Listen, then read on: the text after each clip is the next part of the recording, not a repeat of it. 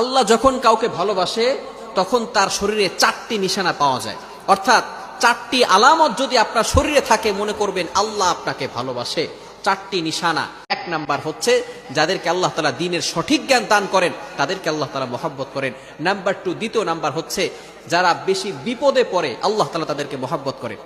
যার শরীরে দেখবেন একের পর এক বিপদ আসতেছে, অসুস্থতা আসতেছে, বারবার বিপদ, একের পর এক বিপদ, একটা বিপদ যাওয়ার পর পরে আরেকটা বিপদ আসতেছে, আপনি হতাশ হবেন না প্রিয় ভাই। আল্লাহ তাআলা আপনাকে ভালোবাসেন।